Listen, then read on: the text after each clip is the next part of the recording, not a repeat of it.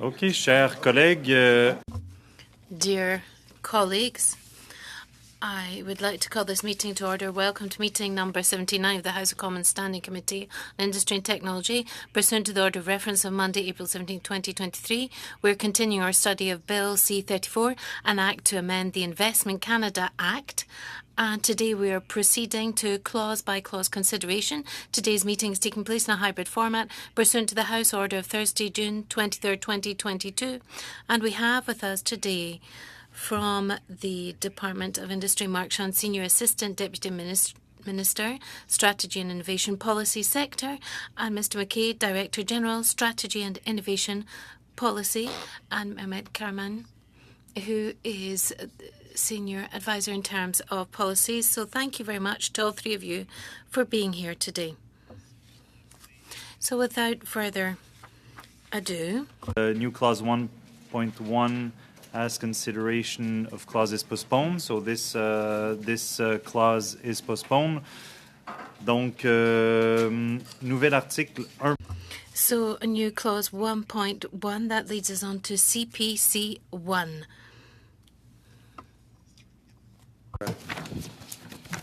Organized. Okay. CPC 1. Mr. Perkins.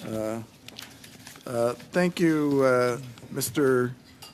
Chair. I will introduce this amendment, CPC 1.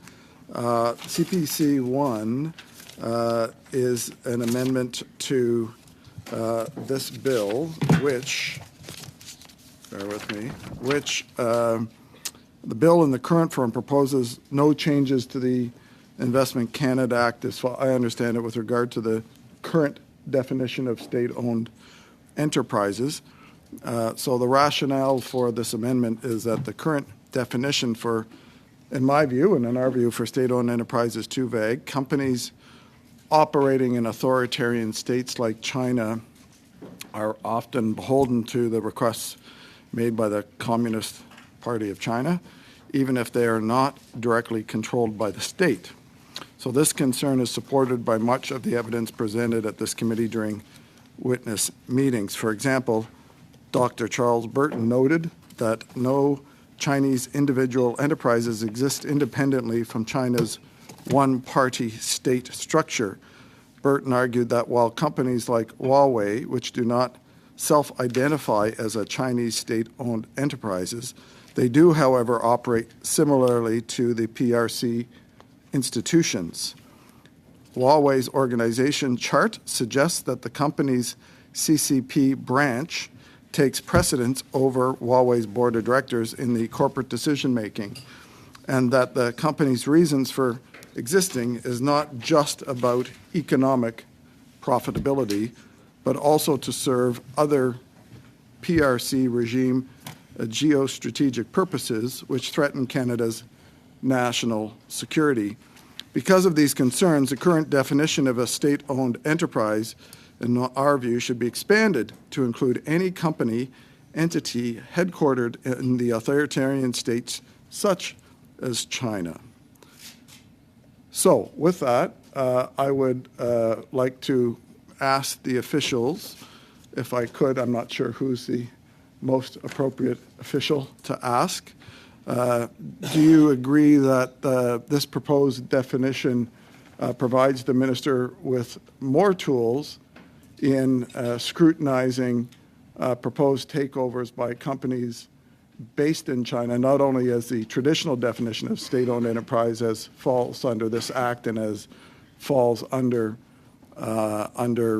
international trade law, but the issue with regard to that this brings up the National Security Intelligence Act that was passed, I believe, in 2019 by China, that requires all companies in China to act in the interests of China, including stealing technology and espionage if possible. And that's why companies such as Hytera have been banned from the United States from doing business and actually charged with espionage, although when you look at Hytera's disclosures to the stock exchanges in China, you will see that they purport themselves to be, a sort of independent company like we think of companies, but in reality has been an effective tool for providing Chinese espionage and theft of technology in open and democratic countries.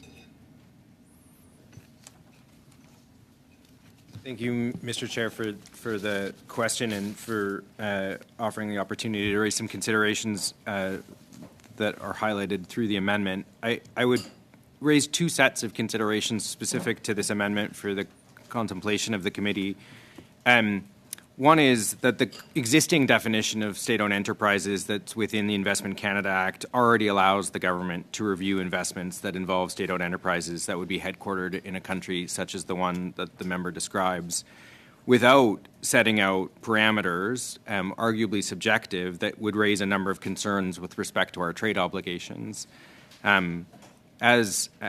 Furthermore, the Act also already allows the minister to deem an investor a state-owned enterprise, even if it does not self-identify as such. So in Section 26 and Section 28 of the existing Investment Canada Act, the minister has the authority to deem an investor to be a state-owned enterprise, notwithstanding the fact that an investor might not purport as such. The second consideration I would just note is the current foundational element of the Act is that it is technologically neutral and geographically neutral, allowing the minister the capacity to be able to fully consider state-owned enterprises and not encumber potential trade irritants or look to be prejudicial to a particular geography, which would be in violation of our international accords. And as such, such a definition that would introduce such parameters could be viewed as such, and would potentially give rise to concerns for Canada in the international arena. Those would be the considerations I'd flag. Thank you very much, Mr. Viss. Thank you, Mr. Chair. I'll just note as a British Columbian, there has been a number of really horrible examples of the role of state-owned enterprises in my province. I think the former Premier Christy Clark at one point, like at some point in Canadian history, we were open with welcome arms to all sort of forms of foreign investment from state-owned enterprises or those affiliated with the Beijing regime in China. But what I'm concerned about as a British Columbian, and what I think in good faith that where we can get somewhere, is like we had a warehouse in Surrey that was flagged as part of the Belt and Road Initiative. Under that warehouse wouldn't fall under any of the provisions in this act. And that's why our party believes so strongly that we need to include a higher degree of ministerial discretion to avoid state actors pursuing objectives that are contrary to the well-being of Canada and our strategic interests. So I want to give the minister in this context, irrespective of what political party is in power, the ability to counter the negative impact that state-owned enterprises have had in my province. The other example I'll give is that a company affiliated with the Beijing regime operated care homes in my province, and with horrible consequences. They were eventually taken over by the health authorities because it was so darn bad. And thirdly, we need more ministerial discretion as it relates to state-owned enterprises because strategic agricultural land in British Columbia is being bought up accordingly. I don't see how Canada taking a stronger stance against state-owned enterprises is going to challenge us, or that we would be in conflict with our WHO obligations. So maybe the officials today can say, has China ever taken action against Canada at the WHO? And have they taken action against the province of Saskatchewan, which has specific... The WTO, sorry, my apologies. Has the Chinese government ever taken actions against the province of Saskatchewan, as I raised in our last meeting on this matter, as it relates to their some of the things they've put in place to prevent state-owned enterprises or foreign actors from buying agricultural land in that province specifically. Is there any cases that you can point to?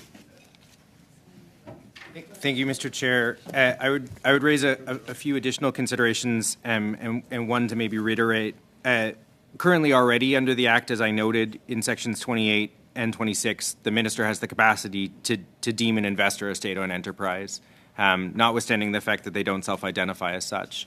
And the definition of state-owned enterprise that is already comprised within the Act, which is jurisdictionally neutral, does allow for us to continue to identify state-owned enterprises and subject them to the SOE provisions of the Act.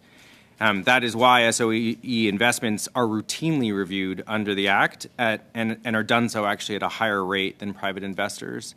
With respect to issues of international prejudice against potential geographies, I would note two things. One, that in many cases, with respect to a state-owned enterprise or as it relates to cases before the ICA, in many cases, it's actually an affiliation with an investor who is actually not from said SOE. In fact, actually, the investor that we often see that is the potential party to a Canadian transaction is actually a good standing member of the WTO and a respected trading partner, an ally, who potentially has an affiliation with respect to an SOE as part of a broader set of investments. And so we do need to be wary of the degree to which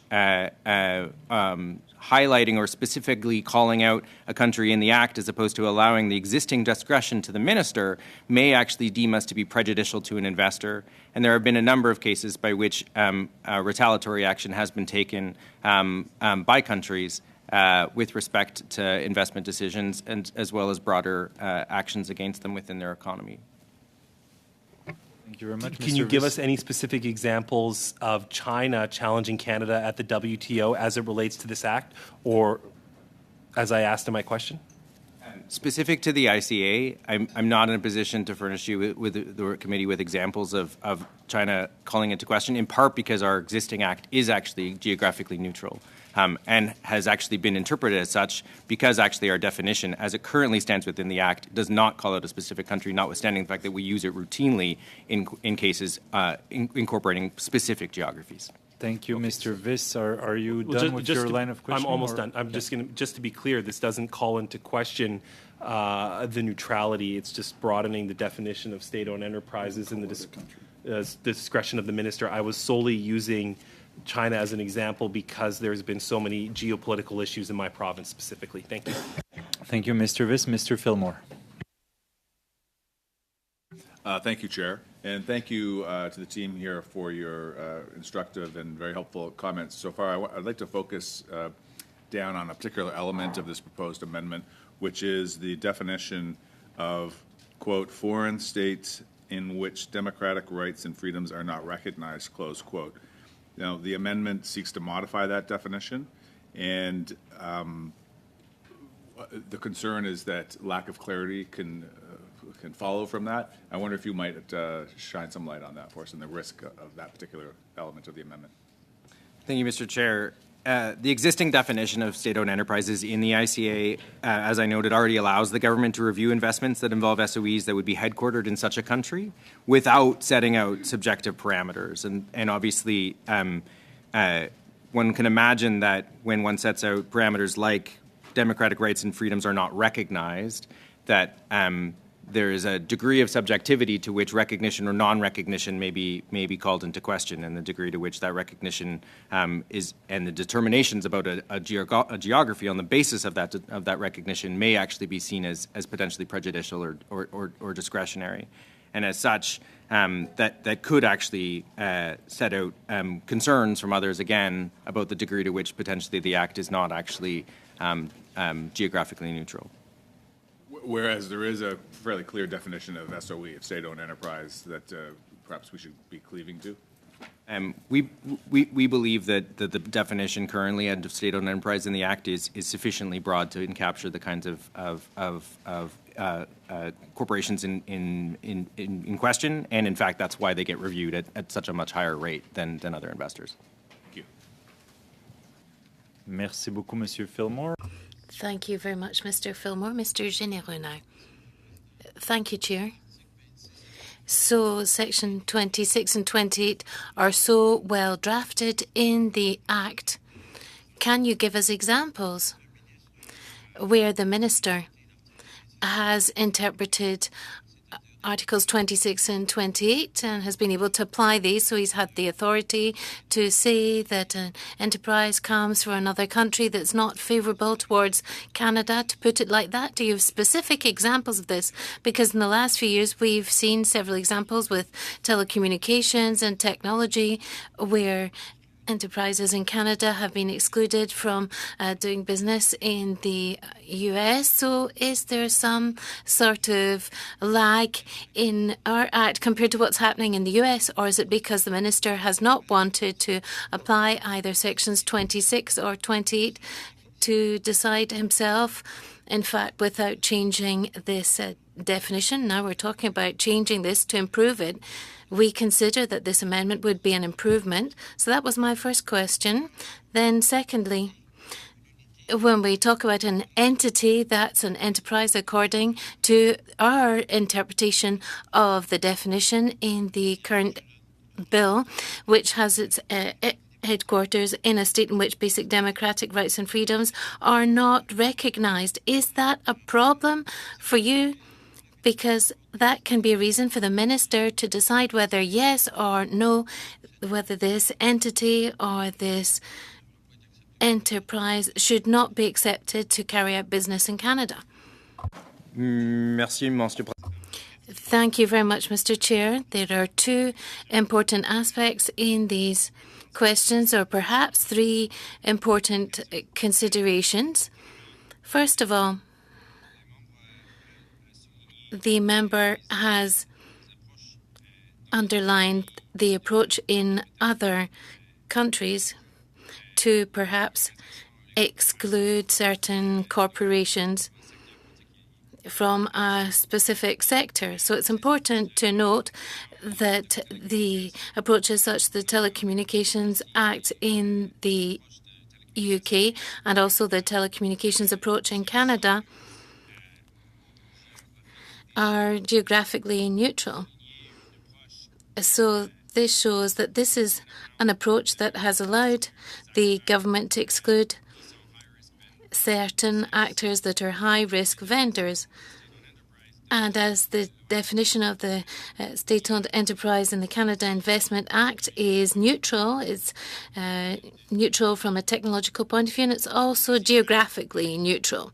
That's the first point. Now, secondly, when it comes to the definition of state-owned enterprise in the Canada Investment Act, it is sufficiently open for the Minister to be able to use the existing provisions to exclude certain investments and also review investments from SOEs. And we have that in Section 26 and 28. And it's because we've got this openness in the Act. If we include certain subjective aspects, which is not really based on a standard definition, would mean that there'd be the risk that Canada might actually cause prejudice from one country to another. That is why the definition remains open-ended and does not refer to certain geographies or non-standard aspects such as a harmful behaviour. Because, in fact, harmful behaviour is already included in the current definition in the Act. So could you give me examples over the last few years where the Minister has chosen to interpret this in line with the current definition and has decided that certain SOEs were not welcome in Canada? Has that happened?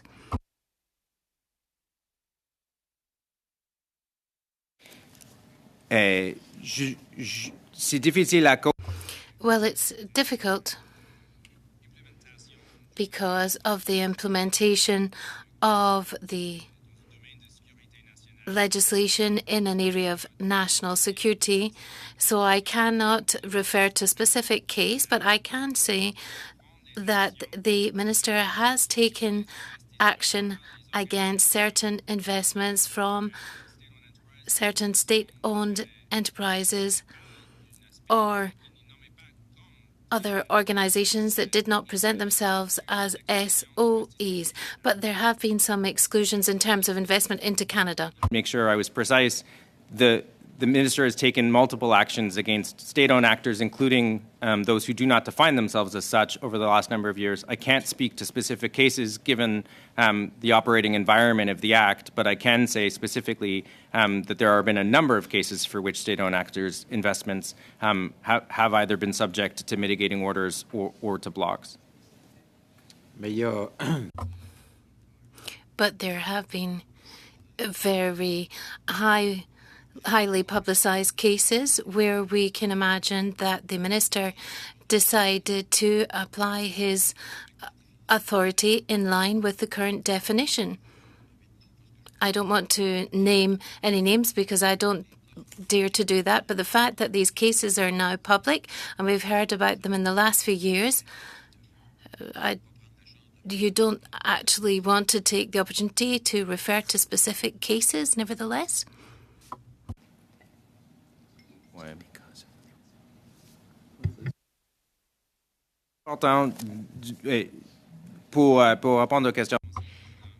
So, to answer this question, Chair, I do not want to refer to a specific case. I just want to say that the minister and the Act can use this Act to block and mitigate certain foreign investments, including organizations that are state-owned enterprises, and other organizations were also excluded under this Act.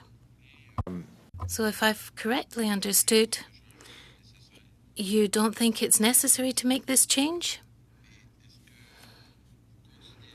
But do you consider that the current definition in the Act is totally adequate when it comes to the purpose to be met that's been raised by my colleague? Do you think there's a different way of expressing it or writing this that would actually improve the definition of a state-owned enterprise? Thank you, Chair, for that question from the member. I'd like to underline once again that the consideration from our department is that it is important to have an open-ended definition which includes lots of different types of behavior and means that we don't have to name each type of harmful conduct. It's important for the minister to have the capacity to be able to judge all of the actions, all forms of behavior. And it means that the minister can take an effective and just decision. At the same time, if the minister needs to include a certain organization under the category of state-owned enterprise, there are certain sections in the Act that allow him to do that.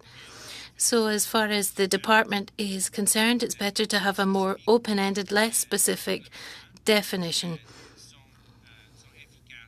And we think that is effective in meeting the purposes laid out in the Act. Thank you very much, Mr. Généreux. Now, Mr. Fast. Well, Mr. Chair, here's the problem as I see it. Once an investment decision has been approved by the Government of Canada, our ability to enforce behavior that is compliant with what Canadians would accept as Canadian values is effectively removed. We do have laws within Canada that have to be complied with, but my big concern is that as investments are reviewed, we want to make sure that the actors that will be operating within our marketplace have a clear commitment and a track record of having lived up to democratic principles. And so my first question to you is this. If we don't put this provision in the ICA, is there any other place in the ICA where democratic principles, rights, and freedoms are articulated in any way as a condition of investment? Anywhere. So, Mr. Chair, I would note two important factors. That one is the wide definition and the standardized definition of SOE currently within the Act allows for a consideration of a number of questions of import that the member has raised under the existing definition of state-owned enterprise as a function of the Act, and thereby allow the minister the capacity to be able to consider that. With respect to a decision post, let's imagine that all factors have been particularly assuaged and appropriately mitigated to allow for an investment to continue. Not this provision, but other provisions that the committee will hear about today include the capacity for binding undertakings under the national security provisions of the Act. And undertakings have been routinely used under the Act to ensure that a number of factors of import are actually brought to bear, including the Canadian makeup of a board, the Canadian makeup of a management team, the investments required, a number of those elements that I think underscore what is at the heart of the comments that I heard, which is that there needs to be a binding mechanism by which the investment can be held to account. And we believe that is the case under the undertakings provisions that are now existing under the net benefit clauses and will now apply should C-34 pass under the national security provisions of the Act. But what you're suggesting is there's a broad discretion for the minister. He's allowed to take into account a broad range of considerations. He can impose conditions. But there's nothing that requires him to do so. There's nothing that compels him to do so. And you know, my colleague, Mr. Viss, just raised the examples of companies that have abused their privilege of operating within Canada. Anbang was one of the companies he was referencing. HD Mining is another one, classic, where they brought in Chinese workers instead of employing Canadians in their operations. I think Canadians are sick and tired. They're fed up with Canada being a soft touch when it comes to foreign investors abusing their privileges within Canada. So the clause that we've got here is simply adding, as part of the definition of a state-owned enterprise, an entity that is domiciled in a foreign state in which basic democratic rights and freedoms are not recognized. I mean, that is foundational, I believe, for the investments we want to see in Canada, a clear commitment to the values that Canadians hold dear. By the way, I understand the concern about what this might do in terms of our obligations at the World Trade Organization. I understand that. However, I think you will have noticed that many of these countries that may be problematical as state-owned enterprises and investors in Canada, many of them are habitual abusers of WTO rules. And I've seen that personally over 4.5 years when I was minister responsible for trade. You see this happening all the time. A willful flouting of WTO rules because these countries know they can get away with it. Now, I think the argument you've been suggesting is that, well, you know, we want to make sure that we're squeaky clean and that if there's any chance this could be challenged, you know, because it's not as clear-cut as we might like it to be. I think we cheat Canadians when we don't articulate clearly the basic democratic principles that we expect foreign investors to comply with and live by. So I'm encouraging my colleagues here at the table to really take that seriously. I don't believe that the proposal that you have before you today is one that we should be overly concerned about in terms of how it will be characterized at the World Trade Organization. I would also suggest that your reference to wanting to avoid subjective measures, I think, can go so far. And then we have to say, you know what? We're going to try this on for size. We're going to include it. Investors have a chance to challenge this, either under our free trade agreements or under the World Trade Organization rules. But for us to simply go scrambling and hiding every time there's something that may or may not be enforceable or allowable at the World Trade Organization, I think, again, cheats Canadians. And I believe that it's worthwhile for us to include this provision as an amendment to the bill that the government has brought forward. And I hope my colleagues here are going to give appropriate consideration to that request. Thank you, Mr. Fast. I'm not entirely sure if there was a question in this, but Mr. Shan, I'll give you a chance to. I just wanted to make sure that they got it. One thing that I articulated was understood, which was actually not that the subjectivity itself was potentially a cause for concern in terms of the value or the sentiment it expresses. What I was expressing was that the current definition, an entity that is controlled or influenced directly or indirectly by a government or agency referred to in paragraph A, which is goes back to the definition, is actually sufficiently broad for the contemplation of the Act, and that the provisions in question are to define what is an SOE for the purposes of the contemplation of the Act. It actually has no bearing then on the potential actions that must be taken in those cases other than the fact that they're understood as one. And this definition, and what I was trying to underscore, is actually very broad and allows us to be able to contemplate all of those types of comportments and behaviors, and that's why we felt comfortable with the fact that this definition is actually quite broad.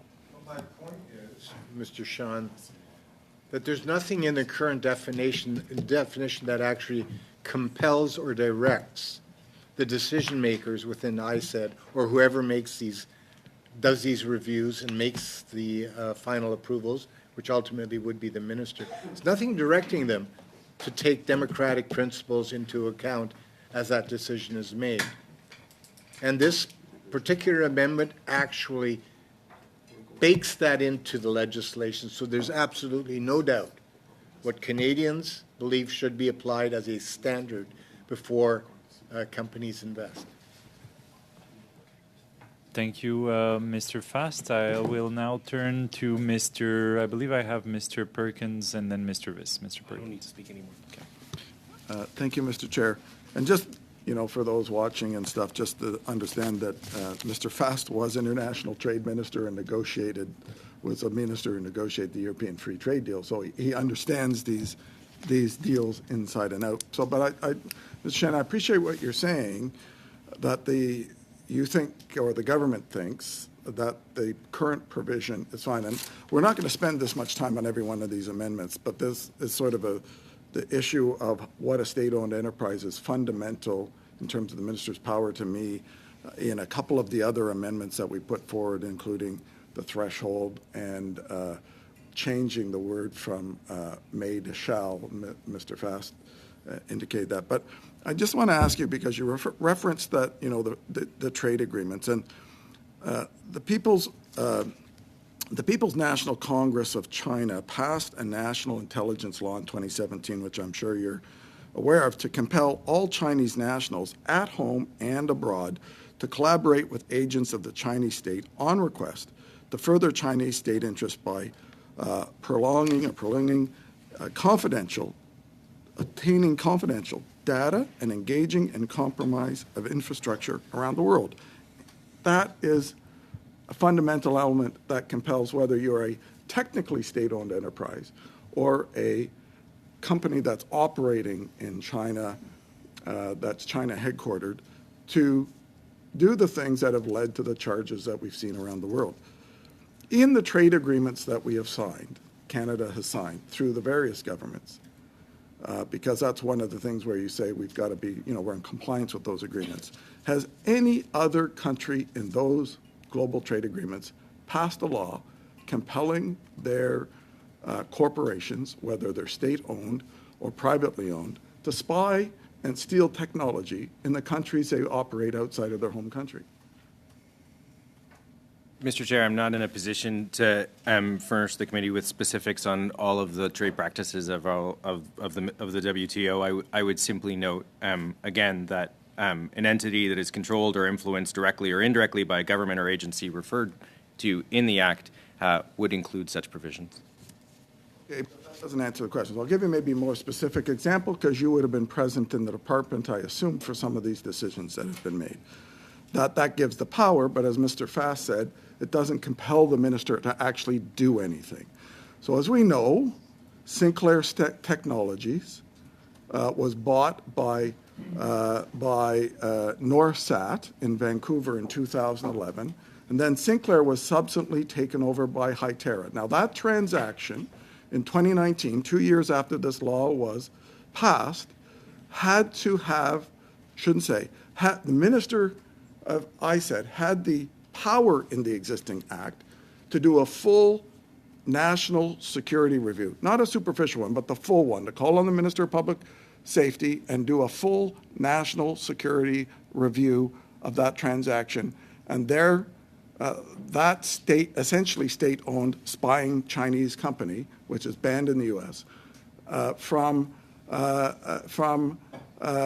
because it's in the telecommunications business and because they've been spying, from that full and detailed. Yet Minister Baines chose not to do that and allowed this to go ahead with a very superficial, it's okay. So while the power is there in that definition and subsequent definitions, it's not being used. And the subsequent exposure of our industries to them, including the RCMP and the Canadian Border Service Agency, who subsequently bought equipment from them, is a result of that lack of usage of the existing clause. And that's why we're arguing for strengthening both the definition of the state-owned enterprise and some of the other provisions. So why, and you may say it's a cabinet confidence or whatever, if the power is there, is it not being used in that case? And there are others, of course. The Tanko mine in Manitoba, Canada's only lithium producing company, was bought by CNOOC without the same minister who chose not to have the national state-owned enterprise CNOOC of China acquiring our only lithium mine that was producing, go through a detailed public security and, I would argue as well, a net benefit test under the Act. Ministers are choosing not to do that.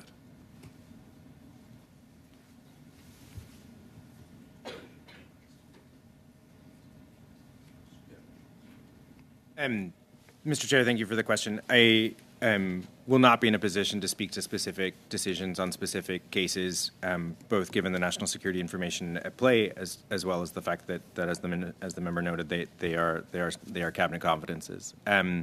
The broader point I would make, however, is that while there is much understanding or much consideration in many cases about whether or not a case proceeds from 25.1 to 25.2 to 25.3, it should be noted that all cases are subject to national security review.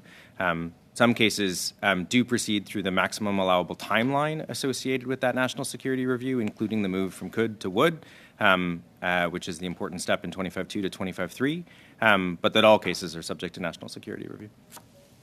Can you give me a recent example in the last couple of years where that's actually happened by a Chinese state-owned enterprise that isn't about divesting, as the minister said, under his new guidelines, forcing 3 companies to divest of their mining assets after the fact when they were bought? Anything other than that?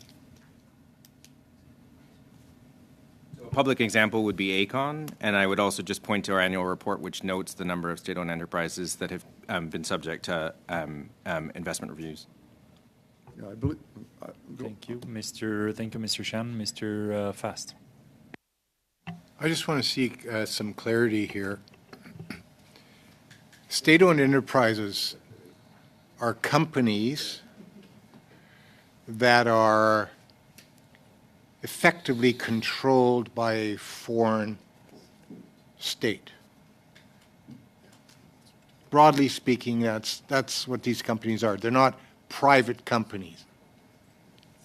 The definition in the Act says an entity that is controlled or influenced directly or indirectly by a government or agency. For the sake of those who might be watching, very simply, it's basically a company that is owned directly or indirectly by a foreign state and now wishes to make an investment in Canada. It does not capture any private companies. And as my colleagues have noted, private companies that are not owned by the state is what I'm referring to. The definition extends to influenced. But it doesn't include influenced under the national security law of China, does it? It is not that specific. It is broadly understood as Exactly. influenced. Well, exactly, and that's the problem. Every single company in China is compelled to act as an agent of the state under that national security law. And what we're doing here is including an amendment that would broaden the definition effectively to include any company that is looking to make an investment in Canada that is domiciled in a country where those basic democratic rights and freedoms are not respected. Or did I get that wrong? We would understand the current definition to be sufficiently broad and wide to encompass a whole host of behaviors, including those that are influenced by a government, and would note from our annual report that we review those with frequency. Just for clarity, you're suggesting every single company, Chinese company, would be covered under the current legislation? I can say that the last year for which statistics were published, the Investment Review Division contemplated 1,200 foreign investments into the country. Now, how many of them were non-state-owned enterprises from China? I wouldn't have those specifics. I would simply say that the rationale for the high number is a function of the fact that the definition is broad, including for the purposes of national security reviews. Yeah. By the way, I'm not trying to be difficult. We're trying to get to the bottom of this legislation. This is a once in a, say, decade opportunity for us to review the ICA and get it right and reorient it to clearly reflect Canadian values and principles. And that's what our amendments are focused on. They're not focused on being unreasonable, but we know that Canada is vulnerable when it comes to foreign direct investment in our country. If we don't get it right, we're going to be losing our sovereignty. We're selling out our national security if we don't get it right. We have this opportunity to get it right. So I'm encouraging my colleagues here to take these amendments seriously. Thank you, Mr. Fast, and I appreciate your comment. I think it's important to keep in mind that the officials are here with us as experts on this specific bill. They're not lawmakers, so they're not here to debate the rationale, but they're here to explain the bill as proposed before this committee. So are there any other questions or comments on CPC 1? Seeing that there is none, l'amendement CPC. Amendment CPC 1, is it going to carry? I think we'll have to go for a vote. Madam Clerk? Mr. Fillmore, Against. Mr. Johari, Against. Mr. Gahir, Against. Madame Lapointe, Contre. Mr. Van Bynen, No. Monsieur Genereux, Oui. Mr. Perkins, Yes. Mr. Viss, Yes. Mr. Fast, Yes. Monsieur Lemire, Contre. Mr. Massey, No. Okay. Donc, l'amendement CP.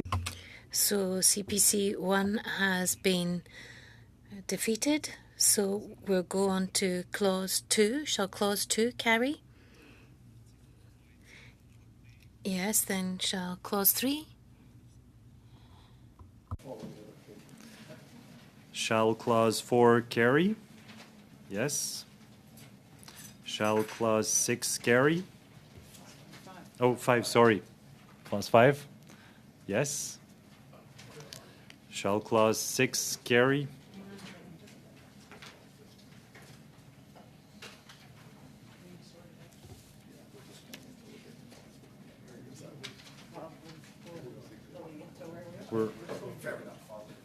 And so shall Clause 6 carry? I see consensus around the room. This brings us to Clause 7, where there are amendments. There is G1. I recognize Mr. Fillmore. Thanks, Chair. I'll just preface my my comment by saying, we all want public policy that provides clarity and does not introduce ambiguity. This is simply a technical amendment that I think helps to achieve objectives that we all share around the table here for clarity and for effectiveness in the bill. It is removing some confusion about which types of deals would be subject to Section 15. Now, we know that the kind of deals covered in 11A and 11B that are subject to 15, but as currently written, it could be contested by an investor. So we want to clarify that Section 15 does clearly apply to 11A and 11B. So with that, maybe I would just invite Mr. Sean to shed a little more light on that. Yes, thank you, Mr. Chair. The amendment as proposed to Section 15 specifies the investments that are subject to the new pre-implementation filing requirements that are described in Clause 2.1 shall not be reviewable for the purposes of Section 15. But Section 15 will continue to apply to transactions referred to in Sections 11A and 11B of the unamended Act. So the amendment is made so that Section 15, which allows the review of investments related to cultural businesses, will not inadvertently capture investments subject to review under the new pre-implementation filing requirement. So it's a technical mechanism because there could have been confusion where a transaction would have seen themselves fit under two different parts of Section 11, leading to an argument that their transaction was exempt from Section 15 based on the original wording, which was not the intent. Merci beaucoup, Monsieur Chan. Thank you very much, Mr. Shan. Mr. Viss. I'm sorry, I am looking for paragraph 11(1)(c) in the original act. Can you please read that? Because I have... on what page of the act is it?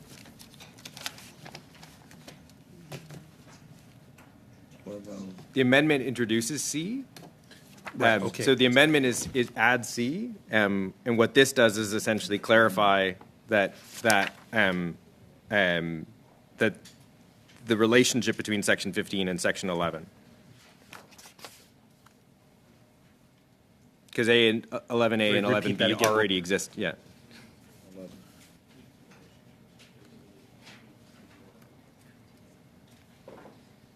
Monsieur Perkins. Mr. Perkins. Just so I'm clear, because I haven't had a lot of time to spend on the government amendments, busy with fires and all that. But so I'm clear on this.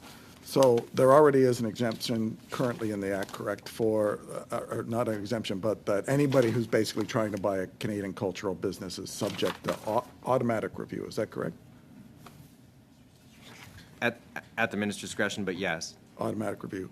And the Bill C-34 provides some sort of confusion to that, or? There's a pre-filing requirement that's introduced, Right. and so this rewording will, instead of carving out what Section 15 does not apply to in Section 11, instead specify clearly what Section 15 does apply to in Section 11, namely 11A and 11B. So it'll be made clear that investment that qualifies as requiring notification under Section 11B must notify under that provision, even if there is a theoretical overlap with the requirements of the new Section 11C. On the pre-filing requirement. pre-filing that's required before the transactions. Exactly. Yeah, okay. Thank you. Est-ce qu'il y a d'autres questions? Are there any other questions or comments on G1, Amendment G1? So shall Amendment G1 carry? Yes. Marvellous. So that would lead us on to CPC 2 as the next amendment. And I'd just like to point out that if CPC 2 is moved, NDP 1 cannot be proposed because they're identical. So CPC 2. So this amendment amends Section 15.1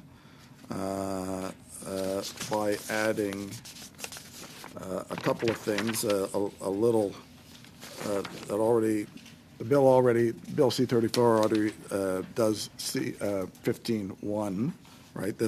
We add a couple of new sections towards the end of the clause. So we add a Section 2 that says, despite the limits set out in subsections 14.3, 14.1, 1, and 1.1, and 14.1.1 and 2, an investment is reviewable under this part regardless of its value if, A, the non-Canadian making the investment is a state-owned enterprise or is controlled by a state-owned enterprise, B, the Governor and Council, on the recommendation of the Minister, is of the opinion that the review of the investment is in the public interest, and C, that the Governor and Council issues an order for the review within 21 days after the day on which the non-Canadian gives notice of the investment to the Director. So in Bill C-34, in its current form, and the Investment Canada Act provide for, essentially, in my understanding, two independent sort of review regimes when a transaction comes forward, the national security review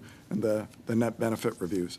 The current threshold trigger of the net benefit review for a state-owned enterprise is a formula, as I understand it. I think, Mr. Shen, at the previous meeting, you said, I think this year, it's $512 million.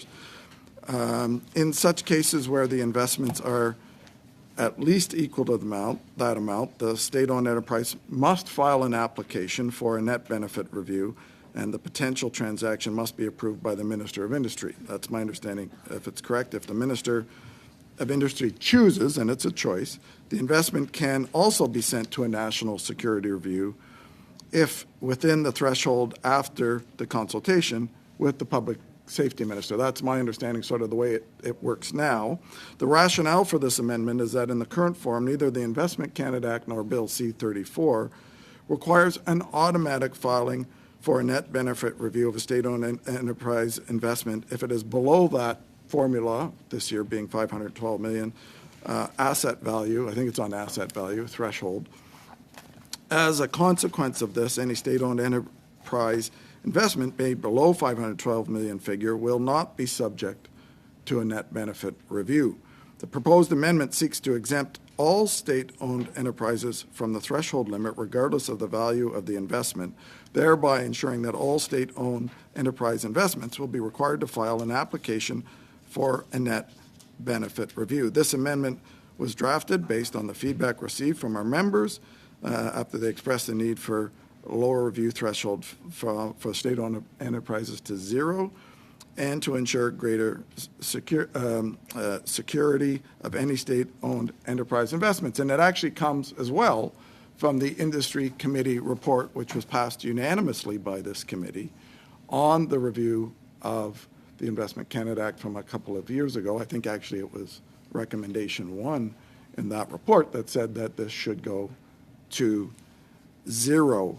So, and examples of that is that we know that experience tells us, in my province, for example, and I think I may have mentioned this when officials were before us before, state-owned enterprises, particularly from non-democratic countries, are buying a lot of Canadian assets below that and getting control of industries.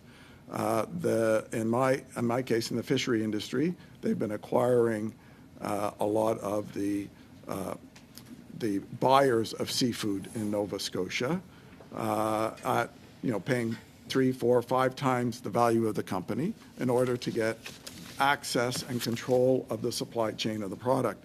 We know, and I've had people contact me since we started to raise this issue in this committee on this bill, that in the prairies, for example, on mineral rights filings and ownership on the prairies, state-owned enterprises and entities from China, business entities from China, have filed and obtained a lot of mineral rights over land in the prairies. We also know from my Western colleagues that we are seeing farmland in the prairies in particular being acquired. All of these types of examples, just a few of the types of examples, are well below the formula limits. And we're being taken advantage of, in my view, of our kindness, generosity, and adherence to world orders when we're seeing companies and entities that do not operate with on a fair and open market sort of profit motive. For example, if you look at Hyterra, not to belabor Hyterra, but Hyterra rarely makes any money. It's the reason why their companies can win government procurement contracts underbidding companies in Canada that have to be profitable. That they buy them and pay 4 or 5 times, as they are in my province, paying 4 or 5 times for those businesses, which make no actual business sense because you can't get a return in any reasonable time for purposes other than business. That's all you can conclude when a company that is public documents like Hyterra consistently loses money and continues to win these bids. Then the purpose of that business has to be something other than what we like to think is an open, fair, competitive market that allows fair and open competition to produce the best value for those who buy the products based on the great joys of our capitalist system. But that's not happening because they're taking advantage of these high thresholds. And I think for that reason, and I wasn't part of the study, Mr. Chair, that happened, that was referred to here and done, I think, over 2 parliaments. I think it was spread the last election and was picked up again. So it's because in the front of it has got 2 different committee structures on the report, or members, and 2 different chairs, I think. That they produced that report unanimously, and I think maybe Mr. Massey was part of that, unanimously asked for this to go to 0. So I was surprised when C-34 was tabled to not see that the committee recommendation was not included in, I think, what is a genuine attempt to not only speed up the system, but give the minister more ability and flexibility to deal with some of these issues that I'm talking with, but it's in still in a too rigid thing in the sense that formula on the threshold in our mind and in this committee's mind at the time is way too high. And that the only way to ensure that this doesn't happen is not to pick another formula that says, well, 220 million is the formula now for this year, or 100 million, because they will just start acquiring businesses under that, and they will continue to do that, which they are doing in my province well below all that. I don't think you would ever say, okay, the formula is $10 million. So I think the only way you can get at this, and the purpose for the amendment here, is to implement what this industry committee said unanimously in its report, which is that threshold should be 0. So can you, as officials, tell me why you think the current formula is more useful, because this bill doesn't propose to change the current formula, to prevent what's happening below that number, that somehow that will happen anyway. So I think the bill's a formula for the status quo to continue in this area.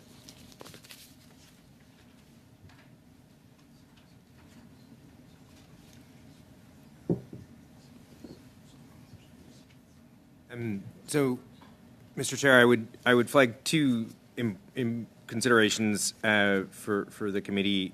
One of which I hope I'm not overly repeating myself, but the thresholds that have been articulated for the purposes of what can be reviewable under a net benefit test are part of international agreements that are set amongst the trading nations of the world to ensure that there is not undue friction in the capacity for the global exchange, and thereby allowing for net benefit to concentrate on those very large transactions for which countries want to dedicate significant scrutiny from a net benefit perspective.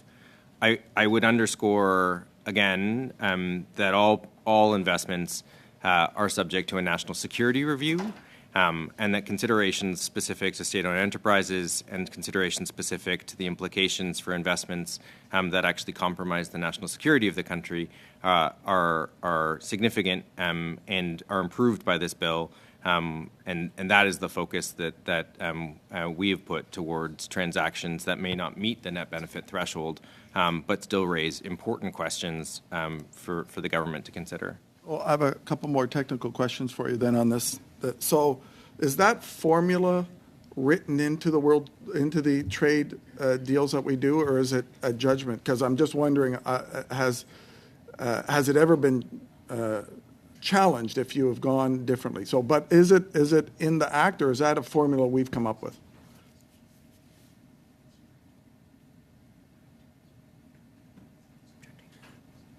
Yeah. The formula is in the Act, and our trade deals specify that we can't make the Act more restrictive than that which appears within the current formula under most favored nation clauses. So you can't make it worse than what was agreed to at the time, which is the formula that's been set out. But there is no country that I know of that has signed those deals, that is subsequent to signing those deals passed the an act like the National Intelligence Act that China has, which to me abrogates any obligation we have when a country says that they're going to. So they've abrogated their responsibility as a fair trader under fair trading rules when they say they're going to use all their businesses for espionage and theft. And so has there been a case where Investment Canada or the minister has turned down or done a national security review of a proposed acquisition by a state-owned enterprise for that is below that threshold? Because I'm not aware of any. Multiple times. So the critical minerals cases are all below threshold. But they weren't subject to a full national security review in most cases. They were subject to a national security review. The superficial one or the detailed one? I will simply lay out for the chair the way the Act works, which is that we draw on the equities of the national security community at the outset of all investments, some of which draw upon the extensional capacity of the Act for further time, but that all investments are subject to national security review.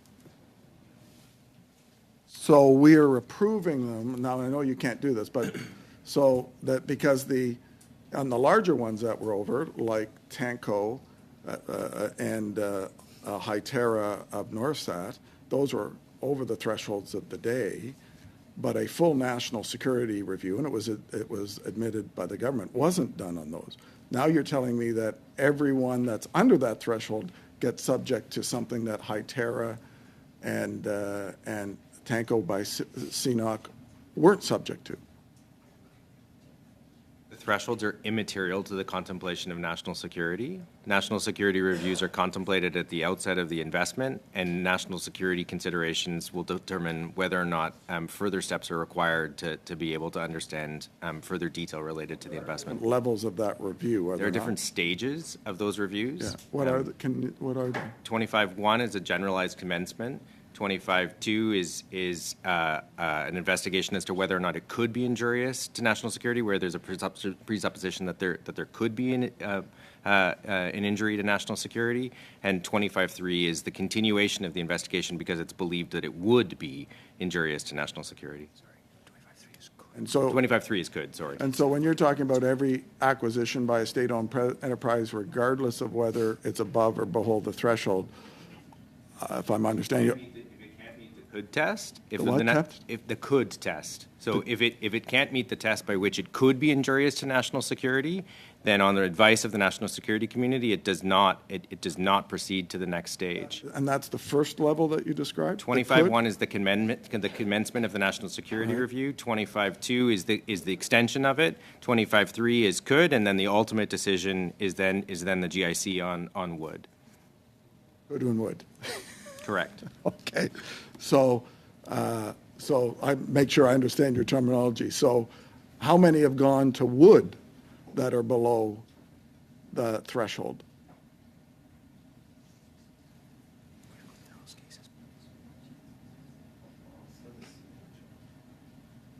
Yeah, I can't get into. I don't want to get into the specifics of individual cases, but I will just note that there are below threshold cases that have continued to be reviewed to the fullness of under the national security provisions, including some that have gone all the way through to the notion that they would be injurious to national security. Fair enough. And this isn't for you. This is really for committee members, just as to say, well, to me that doesn't provide me with the assurance I need that this type of activity that's happening at levels below that is actually getting the in-depth look at either under net benefit or national security review, which is, I think, why this committee unanimously recommended that it go to zero in that report.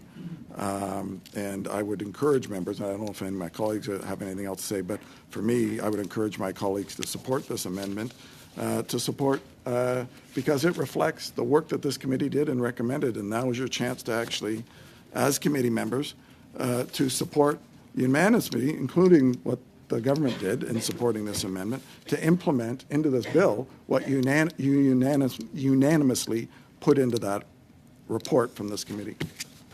Thank you very much, Mr. Perkins. Monsieur Massé. Thank you, Mr. Chair. And to be quick, I was lurking about during that study, and part of the reason I support this amendment, not only just is it similar to, it's identical to one I've put as well too, it's hard to determine even what the value of some companies are, and that was some of the things that we found with emerging technologies. Also those that are holding patents and other types of intellectual property, which is very difficult to find of true face value, and it's only becoming more complicated with artificial intelligence and other type of emerging companies. So for myself, as a New Democrat, will be supporting the motion. I think Mr. Perkins did a good job of laying out the broader argument for it, but I just wanted to add that little specific component in terms of valuation of companies being highly subjective, especially given the nature of some of the industries that are involved. And we saw even when Ericsson took over Nortel at that time, is because what they wanted was the patents, really. They didn't really want the rest of the bones. They just wanted the patents where the real value is, and that's the same fate as RIM and others. So that's for the reason why I'll be agreeing with this amendment. Thank you, Mr. Chair. Thank you, Mr. Massé. And I see that Mr. Fass wants to talk. I have Mr. Fillmore, but just so that everyone's on the same page, there's agreement between the parties, given our late start, that we're going to end this committee at around 8:30. So we might not have the time, Mr. Fass, for your intervention, but we'll get back to CPC2 when we resume clause by clause. So Mr. Fillmore. Thanks, Chair. Just two quick points. I wonder if I could. It goes to exactly what we're talking about here. If I could ask the team to respond to. The first is, I mean, in essence, this amendment reduces the threshold for a review to zero for a net benefit review.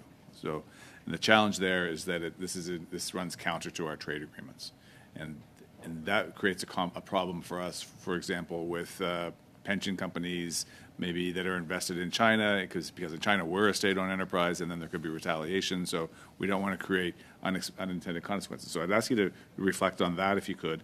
And then the other, just to make really clear for all of us here, that in the case of, so we just talked about net benefit reviews. Now we're talking about national security reviews. There is no threshold. So there is every transaction is subject to national security reviews. Is that correct? That's correct. Okay. And then on the former point, then, or expand on either of those if you'd like. Yeah. So, as you know, the thresholds are a part of international negotiation and a function of the fact that there is a degree to which net benefit reviews are to be concentrated on those large-scale transactions that are of import to the net benefit of the country, but that there is no threshold for national security review. Regardless, and that includes the nature of the assets that are potentially in acquisition, whether or not they are patents or broader technologies. And could you add a little detail on the risk of reducing the net benefit threshold to zero and the risk to Canadian interests to that? Well, so those same international thresholds for net benefit are the same that allow for Canadian companies to be able to make investments in our partner ally countries, not subject to net benefit reviews, and allow them to continue to engage in acquisitions and foreign investment outside of Canada, recognizing that that's an important part of the overall growth of our companies, without an additional uncertainty. Okay, and just in that example of, for example, a Canadian pension company invested in China, there's a retaliatory, strike against the Canadian pension fund because we have applied a zero threshold net benefit review to one of a Chinese interest in Canada. The impact then to Canadians is, I guess I'm making it clear in my question, in my statement, we don't want to throw the first dart and then have darts thrown at Canadian interests as a result. Is that a fair assessment? And the only other consideration I would add again is that oftentimes the linkage to the SOE is actually through an affiliation to the net investor who's not necessarily of the nation of the SOE, but is actually a trading ally. Thanks very much. Merci beaucoup, Monsieur Fillmore. Thank you very much, Mr. Fillmore.